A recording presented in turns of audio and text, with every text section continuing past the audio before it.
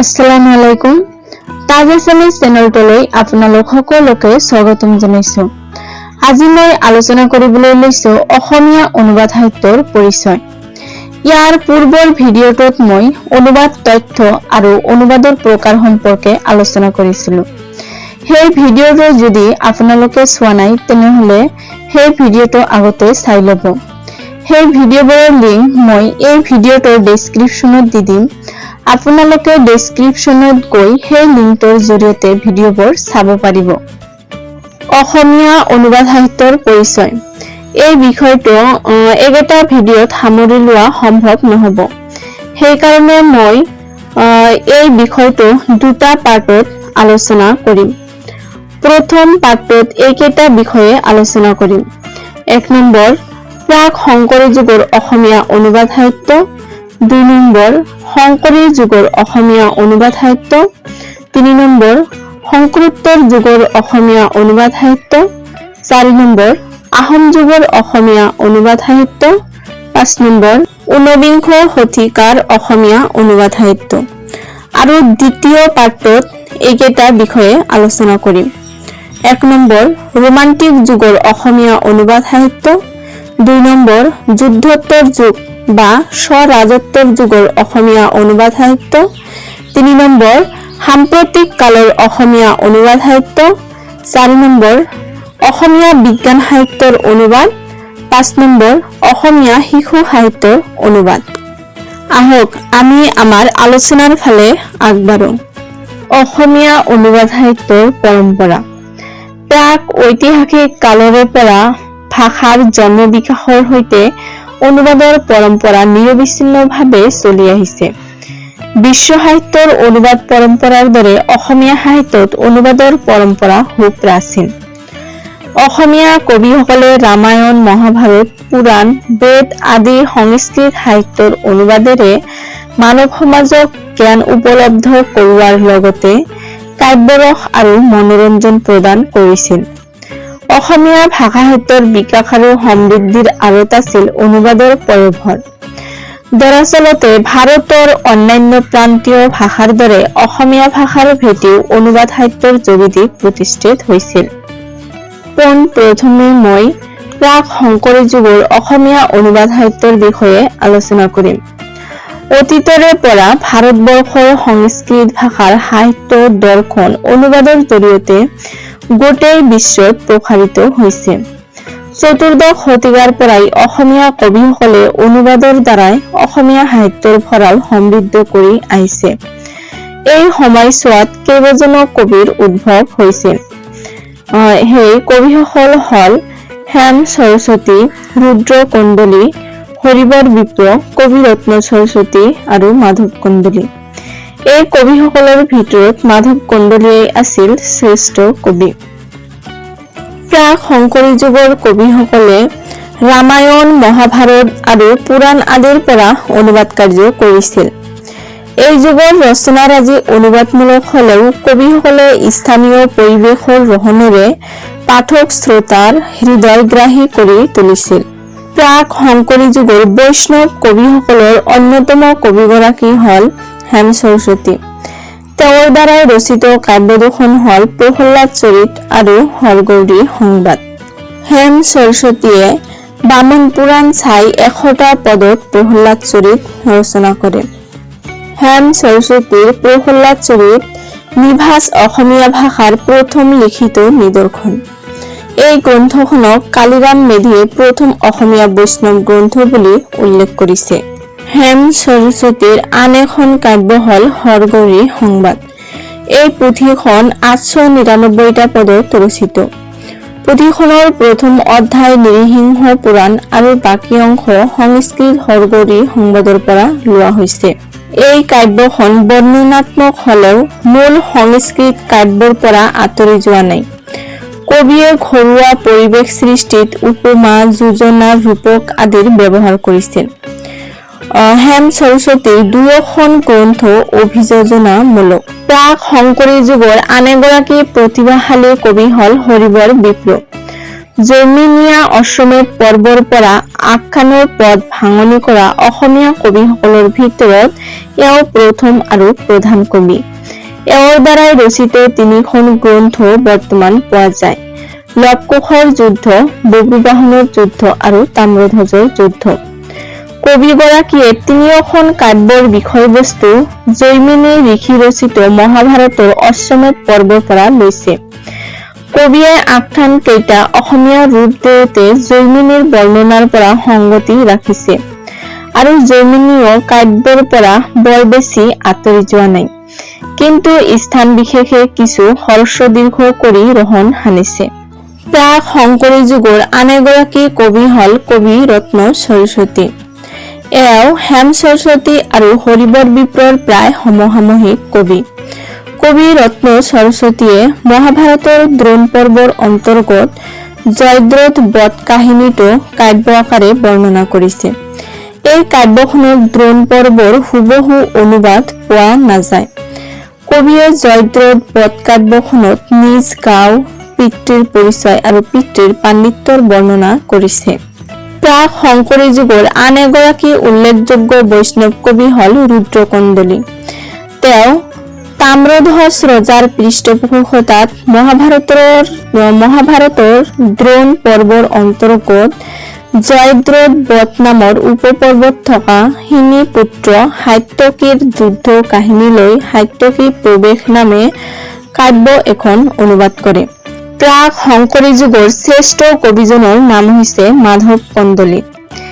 এওঁৰ সপ্তকাণ্ড ৰামায়ণ অসমীয়া সাহিত্যৰ এক মহামূল্যৱান সম্পদ। ভাৰতবৰ্ষৰ প্ৰাদেশিক ভাষাত ৰচিত ৰামায়ণবোৰৰ ভিতৰত মাধৱ কন্দলীয়ে ৰচনা কৰা ৰামায়ণখনেই সৰ্বপ্ৰথম। মাধৱ কন্দলীয়ে ৰামায়ণৰ লংকাকাণ্ডত আত্মপৰিচয় দিয়েই বৰাহী ৰজাৰ অনুৰোধত যে বাল্মীকি ৰামায়ণ অসমীয়ালৈ অনুবাদ কৰিছে সেই বিষয়ে ব্যক্ত কৰি গৈছে। কবিয়ে সপ্তকাণ্ড ৰামায়ণ পদবন্ধে নিবন্ধিল বুলি নিজে উল্লেখ কৰিছে যদিও ইয়াৰ আদি আৰু উত্তৰাকাণ্ড পাবলৈ নাই। পৰৱৰ্তী সময়ত আদিকাণ্ড মাধৱদেৱে আৰু উত্তৰাকাণ্ড শংকৰদেৱে ৰচনা কৰে। ৰামায়ণৰ 5টা কাণ্ডৰ মাজেদিয়েই কবিৰ কাব্য প্ৰতিভা পৰিস্ফুট হৈছে। দৈৱ বাণী নুহি ইটো লৌকিকহে কথা বুলি কবিজনাই অভিহিত কৰিছে।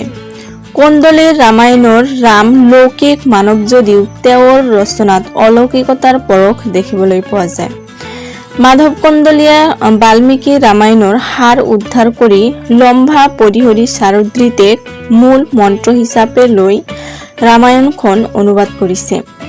কন্দলীৰ অসমীয়া ৰামায়ণৰ লগত কৃত্তিবাসৰ বাংলা ৰামায়ণক কিছু সংখ্যে ৰিজাব বিচাৰে যদিও ই অযুক্তিকৰ, কিয়নো বাংলা ৰামায়ণখন সংস্কৃতৰ অনুবাদ নাছিল। কৃত্তিবাসে আনৰ মুখত শুনা বাল্মীকি ৰামায়ণখন বাংলা পদত গাইছিল। ফলত মনত থকা আৰু মনে সজা কথাৰে তেওঁ ৰামায়ণৰ কাহিনী ভাগ গাইছিল। উক্ত কবি কেইগৰাকীয়ে 14শ শতিকাৰ অগা-পিছাকৈ অনুবাদ কৰা কাব্যৰাজি অতি উচ্চ পৰ্যায়ৰ। এই কাব্যৰাজিয়ে অসমীয়া ভাষাটোক বিকাশ লাভত যথেষ্টখিনি অৱদান আগবঢ়াইছে। এতিয়া মই আলোচনা কৰিম শংকৰী যুগৰ অসমীয়া অনুবাদ সাহিত্য। শংকৰী যুগ অসমীয়া সাহিত্যৰ গৌৰৱময় যুগ।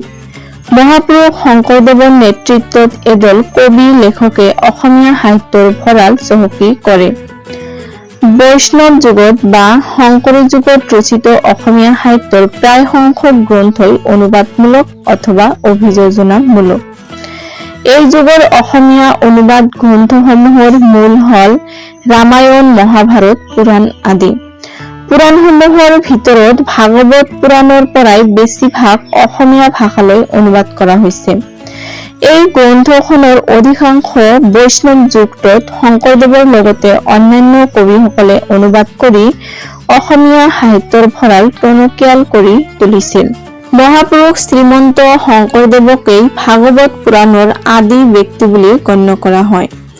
মূল ভাগৱত পুৰাণৰ দৰেই শংকৰদেৱ আৰু তেওঁৰ শিষ্যসমূহে কৰা ভাগৱতৰ অনুবাদসমূহৰো খুবেই জনপ্ৰিয় হৈ পৰিছিল। মহাপুৰুষ শ্ৰীমন্ত শংকৰদেৱে ভাগৱতৰ কেইবাটাও খণ্ড অনুবাদ কৰিছে। ভাগৱতৰ প্ৰথম স্কন্ধৰ 421টা পদ তেওঁ অনুবাদ কৰিছে। দ্বিতীয় স্কন্ধৰ 262টা পদ ভাঙনি কৰিছে। তেওঁ মাজে মাজে শ্ৰীধৰ স্বামীৰ টীকাৰো সহায় লৈছে। কোনো ঠাইত বহুকেইটি শ্লোক সংক্ষিপ্তকৰণ কৰিছে। দ্বিতীয় স্কন্ধৰ 2য় অধ্যায়ত থকা ব্ৰহ্মবীজ মন্ত্ৰ বৈৰাজ পুৰুষৰ বৰ্ণনা গুৰুজনাই বাদ দিছে। ভাগৱতৰ 3য় স্কন্ধৰ শ্লোকৰ সংখ্যা 1407 আৰু অধ্যায় সংখ্যা 33। শংকৰদেৱে এই অধ্যায়সমূহক 5টি অধ্যায়ত 298টা পদত সংক্ষিপ্ত কৰিছে। ভাগৱতৰ 6ষ্ঠ স্কন্ধৰ অনুদিত পদৰ সংখ্যা 425। এই স্কন্ধৰ অন্তৰ্গত অজামিল উপাখ্যান ৰচনা কৰোঁতে ভাগৱত, বিষ্ণু পুৰাণ, বৃহৎ নাৰদীয় পুৰাণ, বৈশানৰ সংহিতা, সাত্তত তন্ত্ৰ আদিৰ পৰাও তথ্য সংযোগ কৰিছে। অষ্টম স্কন্ধৰ 3টি কাহিনী অমৃত মন্থন, হৰমোহন আৰু বলিচলন নাম দি শংকৰদেৱে 19টি অধ্যায়ৰ 2টি অধ্যায় বাদ দি অনুবাদ কৰিছে। মুঠ শ্লোক হল 698। অমৃত মন্থন অধ্যায়টিত মূলত নথকা কিছু কথা সংযোগ কৰিছে। শংকৰদেৱৰ অনুবাদমূলক গ্ৰন্থৰ ভিতৰত দশমখনেই শ্ৰেষ্ঠ। ইয়াৰ শ্লোক সংখ্যা 3955 আৰু অধ্যায় 90টা। দশম স্কন্ধটি সম্পূৰ্ণকৈ অনুবাদ কৰিবলৈ লওঁতে অনন্ত কন্দলীয়েও অনুবাদ কৰিবলৈ বিচৰাত কন্দলীক 48 অধ্যায়ৰ পৰা 81 অধ্যায় আৰু 86 অধ্যায়ৰ পৰা 90 অধ্যায়লৈ অনুবাদ কৰিবলৈ গুৰুজনাই অনুমতি দিয়ে। মই পেজটো দি দিছো আপোনালোকৰ সুবিধাৰ বাবে, আপোনালোকে নিজেও পঢ়ি ল'ব পাৰিব। ভাৰতীয় সমাজত আদি কাব্যৰূপে পৰিচিত ৰামায়ণ ভাৰতবৰ্ষৰ সভ্যতা সংস্কৃতি তথা পৰম্পৰাৰ বাহকৰূপে স্বীকৃতি হৈ আহিছে। প্ৰাক শংকৰী যুগত অনুদিত মাধৱ কন্দলীৰ ৰামায়ণখন অসমীয়া সাহিত্য জগতলৈ এক অনবদ্য অৱদান।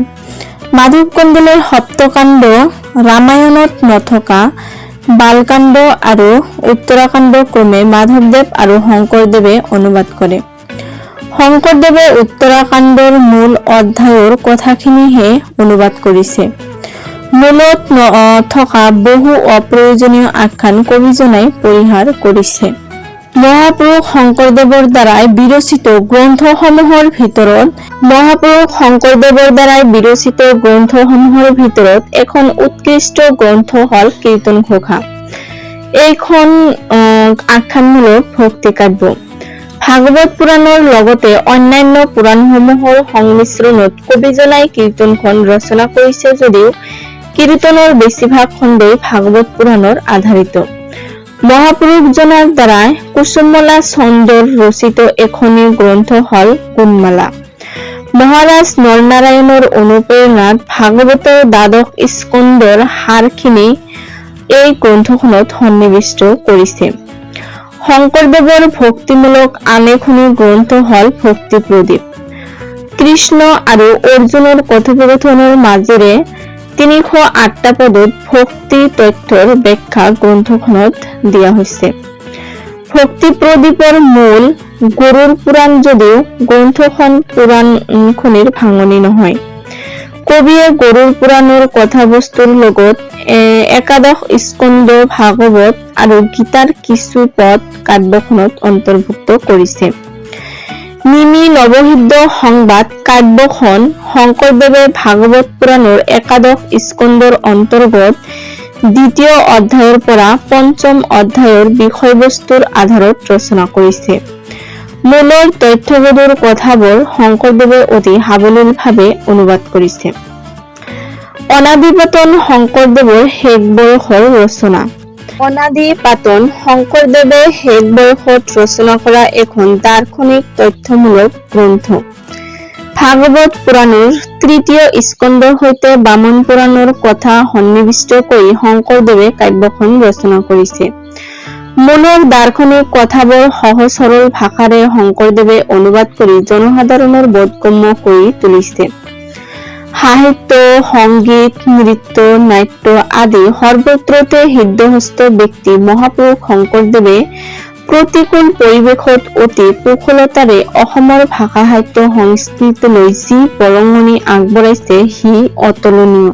মহাপুৰুষ শংকৰদেৱৰ প্ৰিয় শিষ্য মাধৱদেৱে অসমীয়া সাহিত্যৰ ভঁৰাললৈ বহুমূলীয়া অৱদান আগবঢ়াই গৈছে। মাধৱদেৱে গুৰুৰ আদেশ মতে ৰামায়ণৰ আদিকাণ্ড অনুবাদ কৰে, কিন্তু ই বাল্মীকি ৰামায়ণৰ বালকাণ্ডৰ মূল অনুবাদ নহয়। বালকাণ্ডৰ বহু কথাই মাধৱদেৱৰ আদিকাণ্ডত পোৱা নাযায়। অনুবাদৰ ক্ষেত্ৰত তেওঁ ভাৱানুবাদ কৰিছে যদিও গ্ৰন্থখনক অভিযোজনা বুলি ক'ব পাৰি। গুৰুজনাৰ মহাপ্ৰয়াণৰ দুবছৰ পিছত মাধৱদেৱে ভক্তি ৰত্নাৱলীখন ভাঙনি কৰিছিল। এই গ্ৰন্থখনৰ মূল হল বিষ্ণুপুৰী সন্ন্যাসীৰ সংস্কৃত ভক্তি ৰত্নাৱলী গ্ৰন্থখন। নামঘোষা মহাপুৰুষ মাধৱদেৱৰ শেষ বয়সৰ ৰচনা। মহাপুৰুষ শংকৰদেৱৰ আজ্ঞা অনুযায়ী গুৰুজনাই মহাপ্ৰয়াণৰ আগতেই নামঘোষা প্ৰণয়নৰ কাম কৰিছিল যদিও গুৰুজনাৰ প্ৰয়াণৰ পিছতহে তেওঁ সম্পূৰ্ণ কৰিছিল। নামঘোষাত মুঠ 1000 ঘোষা আছে, এইবাবেই নামঘোষাক হেজাৰী ঘোষা বুলিও কোৱা হয়। এই 1000 ঘোষাৰ ভিতৰত প্ৰায় 600 মান ঘোষা নানা সংস্কৃত শ্লোকৰ ভাঙনি আৰু বাকী 400 মান তেওঁৰ নিজা সৃষ্টি। মহাপুৰুষজনাৰ শেষ ৰচনা হল নামমালিকা। উৰিষ্যাৰ পুৰুষোত্তম গজপতিৰ দ্বাৰাই ৰচিত নামমালিকা গ্ৰন্থখনি বিৰূপাক্ষ কাজীৰ অনুৰোধত মাধৱদেৱে অনুবাদ কৰে। নামমালিকাৰ সৰ্বমুঠ পদৰ সংখ্যা 607টা। মাধৱদেৱৰ দ্বাৰাই ৰচিত আন এখনি গ্ৰন্থ হল জন্ম ৰহস্য। শংকৰদেৱৰ অনুৰোধ মৰ্মে মাধৱদেৱে ৰচনা কৰা এই পুথিখনৰ আকাৰ সৰু। পদ, দুলৰি আৰু ছবিছন্দত ৰচিত জন্ম ৰহস্যৰ পদৰ সংখ্যা 272টা। মাধৱদেৱে অনুবাদ কৰোঁতে মূলৰ বিস্তৃত কথা সংক্ষিপ্তকৰণ কৰিছিল। পুথিখনত ভাগৱত কথাও সন্নিৱিষ্ট কৰা হৈছে। কাব্যখনত কৃষ্ণলীলাৰ মাহাত্ম্যৰ কথা বৰ্ণিত হৈছে। নৱবৈষ্ণৱ যুগত কেইগৰাকীমান অসমীয়া কবিৰ সাহিত্যত বৈষ্ণৱ আদৰ্শৰ পৰিস্ফুৰণ দেখা নাযায়। স্বৰূপাৰ্থত এই কবিসকল বৈষ্ণৱ ধৰ্মৰ পৰা মুক্ত। তেওঁলোকৰ সাহিত্য কৰ্মৰ নৱবৈষ্ণৱ সাহিত্যৰ প্ৰভাৱ মুঠেই পৰিলক্ষিত নহয়। এই ৰচনাৰাজিৰ লৌকিকতা প্ৰধান। এই যুগৰ অবৈষ্ণৱ কবিসকল হল পীতাম্বৰ দ্বিজ, মনোকৰ, দুৰ্গাবৰ আৰু সুকবি নাৰায়ণ দেৱ। এওঁলোক পাঁচালী কবিৰূপেও পৰিচিত। শংকৰী যুগৰ পাঁচালী কবি দুৰ্গাবৰ কায়স্থৰ গীতি ৰামায়ণ এখন জনপ্ৰিয় কাব্য। কবিয়ে বাল্মীকি ৰামায়ণৰ কিছু শ্লোকক গীতলৈ অনুবাদ কৰিছে। তেওঁ যুদ্ধৰ বৰ্ণনাবোৰ চমু কৰিছে। কায়স্থৰ গীতি ৰামায়ণৰ 4টা কাণ্ডহে উপলব্ধ, বাকী কাণ্ড পাবলৈ নাই। কবিজনে গীতি ৰামায়ণখন ওজাপালিৰ উপযোগীকৈ ৰচনা কৰিছে। পদৰ মাজে মাজে 2-এটা গীত সন্নিৱিষ্ট কৰিছে। গীতি ৰামায়ণত এনে কিছুমান কথা পোৱা যায় যি কন্দলীৰ ৰামায়ণ বা বাল্মীকি ৰামায়ণতো পোৱা নাযায়। কায়স্থৰ গীতি ৰামায়ণত থকা সীতাৰ জন্ম কাহিনী, সীতাৰ দশৰথৰ প্ৰতি পিণ্ডদান, মায়া অযোধ্যাৰ সৃষ্টি, চাকৈ চকোৱাৰ কাহিনী আদি মূলত পাবলৈ নাই। লোক সমাজত প্ৰচলিত এই কাহিনীবোৰত কবিৰ মৌলিকতাৰ প্ৰমাণ পোৱা যায়। সৰ্বসাধাৰণৰ বাবে ৰচিত বাবে মূলৰ গাম্ভীৰ্যৰ পৰিৱৰ্তে গীতি ৰামায়ণত গ্ৰাম্য ৰুচি সম্পন্ন পৰিৱেশৰ চিত্ৰ অংকিত হৈছে।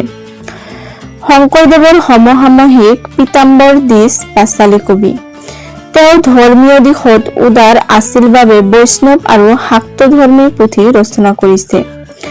তেওঁৰ দ্বাৰা ৰচিত কাব্যকেইখন হল উষা পৰিণয়, ভাগৱতৰ দশম স্কন্ধ, মাৰ্কণ্ডেয় চণ্ডী আৰু নল দময়ন্তী। কোচবিহাৰৰ ৰাজকীয় পুথিভঁৰালত ভাগৱতৰ দশম স্কন্ধ অনুবাদ আৰু মাৰ্কণ্ডেয় চণ্ডীৰ অনুবাদ সংৰক্ষিত কৰি ৰখা হৈছে। পীতাম্বৰে ভাগৱতৰ প্ৰথম স্কন্ধৰ অনুবাদ কৰিছিল বুলি দুই এঠাইত পোৱা যায় যদিও গ্ৰন্থখন অনা আৱিষ্কৃত। কবিয়ে দশমৰ পদ ভাঙনি কৰোঁতে আদিৰস কিছু পৰিমাণে সন্নিৱিষ্ট কৰিছে। মাৰ্কণ্ডেয় পুৰাণৰ অন্তৰ্গত দেৱী মাহাত্ম্য বা শ্ৰী শ্ৰী চণ্ডী ৰূপে পৰিচিত কাহিনী তিনিটা কবিয়ে পয়াৰ আৰু ত্ৰিপদী ছন্দত মুক্তানুবাদ কৰিছে। নৱবৈষ্ণৱ যুগৰ শংকৰদেৱৰ সমসাময়িক অন্য এগৰাকী কবি হল অনন্ত কন্দলী। পিতৃৰ পদঙ্ক অনুসৰণ কৰি অনন্ত কন্দলীয়ে সংস্কৃত ভাষাত বোধোৎপত্তি লাভ কৰিছিল। সৰ্বসাধাৰণ লোকক শাস্ত্ৰৰ তথ্য কথাৰ সম্বেদ দিবলৈ কন্দলীয়ে অসমীয়াত পদ ভাঙনি কৰিছে। তেওঁ ভাগৱতৰ দশম স্কন্ধৰ অনুবাদ প্ৰসংগত গুৰুচৰিতত সুন্দৰ কাহিনী পোৱা যায়। কবিজনাই শংকৰদেৱৰ দ্বাৰাই অনুপ্ৰাণিত হৈ দশম স্কন্ধৰ 50তম অধ্যায়ৰ পৰা 90তম অধ্যায়লৈ ভাঙনি কৰিছে। অনুবাদ কৰোঁতে কবিজনাই মাজে মাজে তথ্যগধুৰ কথাবোৰ ব্যাখ্যা কৰিছে আৰু মাজে মাজে তেওঁ এনে কথাবোৰ বাদ দিছে। কন্দলীৰ অনুবাদত শংকৰদেৱৰ প্ৰভাৱ লক্ষ্য কৰা যায়।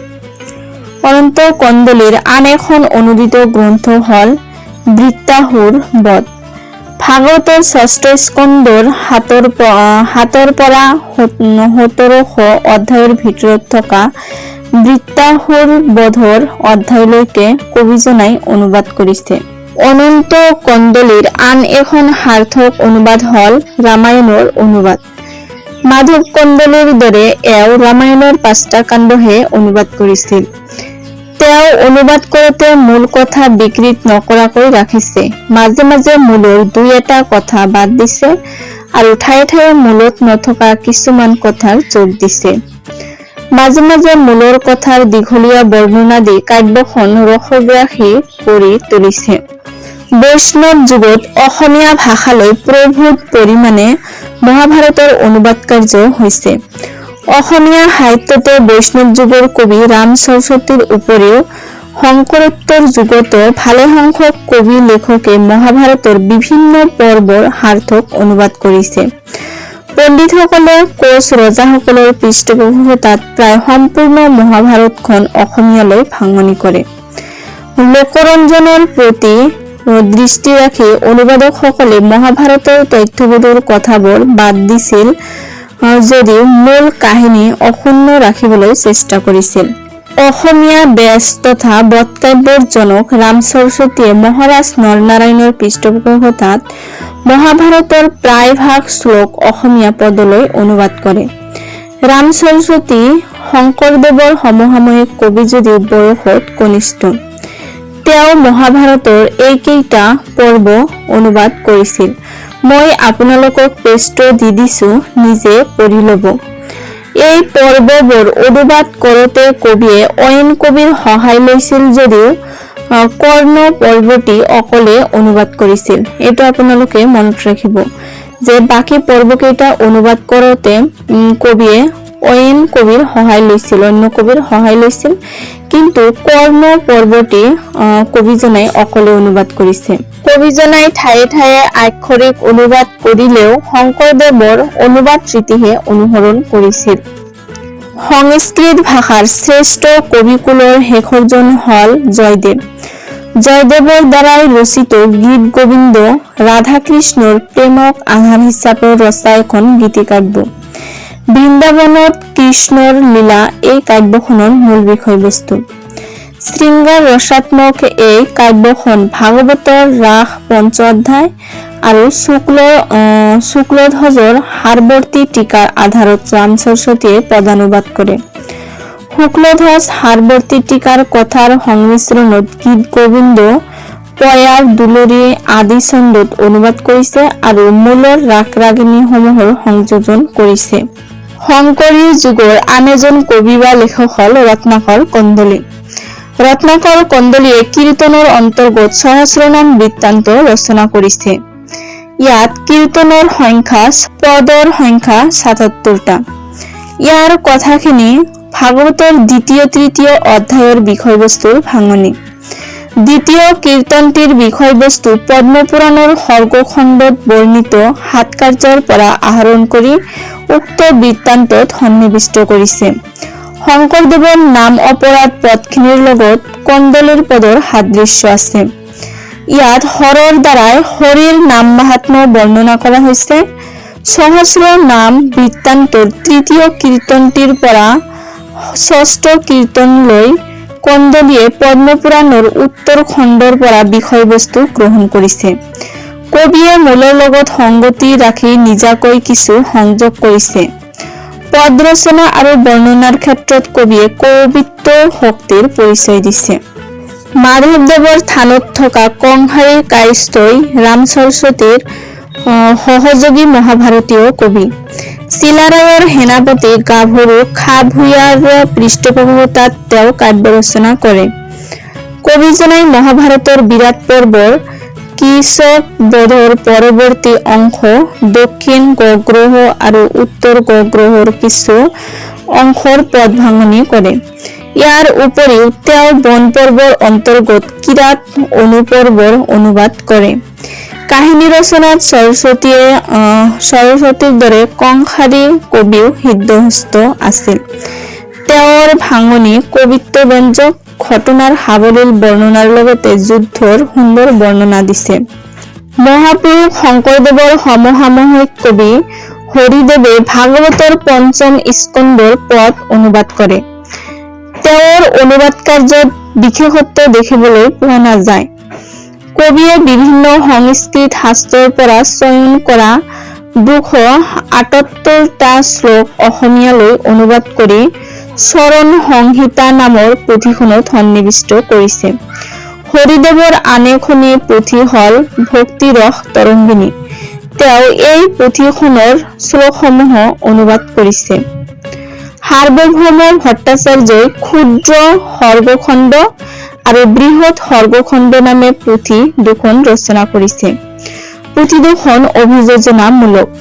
ভট্টাচাৰ্যই ক্ষুদ্ৰ সৰ্গখণ্ড পুথিখন 290টা পদত ৰচনা কৰিছে আৰু বৃহৎ সৰ্গখণ্ড 447 পদত সমাপ্ত কৰিছে। গ্ৰন্থ দুখনিৰ মূল পদ্ম পুৰাণৰ পৰা কবিয়ে সংগ্ৰহ কৰিছে।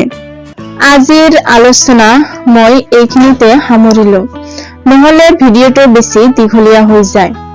পৰৱৰ্তী ভিডিঅ'টোত মই বাকীখিনি আলোচনা কৰিম। ভিডিঅ'টো চাই যদি ভাল লাগে তেনেহলে লাইক কৰিব আৰু আপোনালোকৰ বন্ধু বান্ধৱী সকলৰ লগতো শ্বেয়াৰ কৰিব আৰু লগতে চেনেলটো ছাবস্ক্ৰাইব কৰিবলৈ নাপাহৰিব। চাই থাকক তাজ এছামিজ। ধন্যবাদ।